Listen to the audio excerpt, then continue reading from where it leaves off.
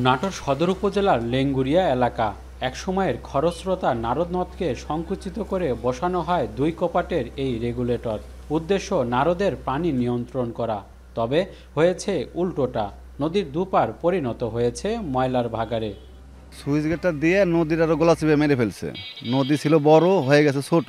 এটা দেওয়ার পর থেকে তো কোনো কাজ করেনি, গেট কোনোদিন বসায়নি, গেট কোনোদিন তুলেনি, যেভাবে থুয়ে গেছে ওইভাবেই আছে। লাভ হলো কি সুইচ গেটের?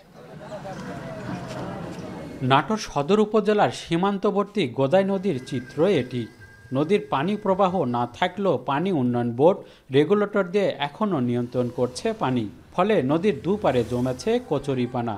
দেখে বোঝার উপায় নেই এটি নদী না ডোবা। এই তো গেল পুরাতন রেগুলেটরের আদ্যপান্ত। এবার কামারদিয়া রাজাপুর ছোট এই খালে বসানো হচ্ছে হাইড্রোলিক রাবার ড্যাম। এতে বরন্দ বহুমুখী উন্নয়ন কর্তৃপক্ষ ব্যয় করবে অন্তত 3 কোটি টাকা। যেখানে পানি থাকে না সেখানে পানি সংরক্ষণে মোরাখালে কেন এমন আয়োজন, সেই প্রশ্ন স্থানীয়দের। মোটামুটি 22টা বিলের পানি নামে নদীতে, তাহলে মোটামুটি ধরেন অনেক বিল মায়ের দাবি। সামনে যতটুকু নদী বাঁধছে পিছনে অতটুকুই বাঁধা উচিত, না বাঁধলে পিছনে ভেঙে যাবে।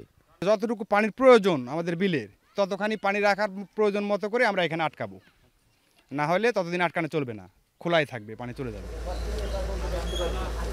তবে নদীর পানি প্রবাহের গতিধারায় এসব রেগুলেটরের প্রয়োজনীয়তা থাকলেও যেখানে নদী বাঁচতে পারছে না সেখানে নতুন পুরাতন রেগুলেটর কতটা দরকার, এমন প্রশ্ন পরিবেশবিদদের।